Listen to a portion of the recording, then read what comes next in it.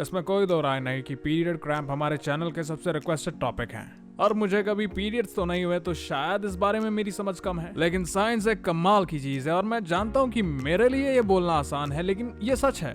तो आज हम फीमेल रिप्रोडक्टिव सिस्टम को देखने वाले हैं और जांचेंगे उसके हर एक हिस्से को और पता लगाएंगे पीरियड्स के पीछे के रहस्य को। तो चलिए शुरू करते हैं।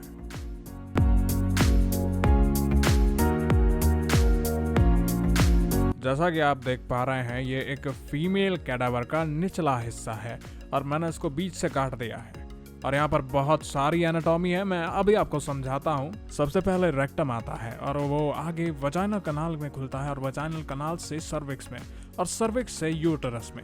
ये यूटेरस का एक हिस्सा है, ना कि पूरी यूटेरस है। वहीं ऊपरी हिस्से में ओवरी है जो कि यूटेराइन ट्यूब या फलोपियन ट्यूब से जुड़ी हुई है और ये ब्लैडर है और ये हमारी प्यूबिक बोन। आप देखकर समझ गए होंगे कि यहाँ पर बहुत कुछ चल रहा है, लेकिन इससे पहले आप पीरियड क्रैम्प समझे, आपको समझना होगा यूटेरस का काम क्या है। उसका काम है एम्ब्रियो को फीटस बनाना और उसके लिए वो अंदर ही एक मोटी परत बनाती है एंडोमेट्रियम नाम की। और जिन्होंने क्लास में ध्यान दिया होगा उन्होंने ये नाम सुना होगा। वैसे एंडोमेट्रियम के साथ दिक्कत ये होती है कि हर महीने जब तक एक महिला मेंस्ट्रुएट करती रहती है, ओवरी एस्ट्रोजन और प्रोजेस्टेरोन प्रोड्यूस करके यूटेरस में भेजती रहती है और उसकी इनर लाइनिंग को मोटी और ग्लैंडुलर होने को कहती है।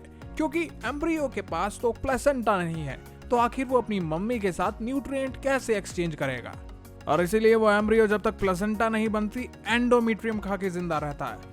पर मान लेते हैं किसी अगरबत्ती के पैकेट की वजह से आप मां नहीं बनने वाले, तो ऐसे टाइम पे यूटेरस कहता है पैकअप कर लो और शुरू से शुरू करते हैं। तो वो क्या करता है, ब्लड वेसल्स की सप्लाई रोक देता है, जिसकी वजह से एंडोमेट्रियम एकदम जकड़ जाती है और उसके अंदर खून और ऑक्सीजन की कमी पड़ जाती है और ऐसी सिचुएशन को हम एस्कीमिया कहते हैं। ये बहुत दर्दनाक होती है और उसके बाद यूटेरस खुद को कॉन्ट्रैक्ट करना चालू कर देती है और ऐसा वो इसलिए करती है ताकि वो एंडोमेट्रियम को एकदम पिचका सके और उसको सर्विक्स के रास्ते से एकदम बाहर फेंक दे, वजाइनल कनाल से, दुनिया से ही बाहर फेंक दे।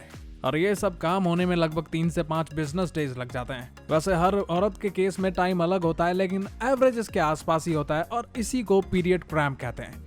एक पीरियड क्रैम्प यूटेरस से शुरू होता है और जिस हिस्से में खून की कमी होती है वो हिल के अपने आप बाहर निकल जाता है वजाइनल कनाल के थ्रू, और यही था पीरियड क्रैम्प।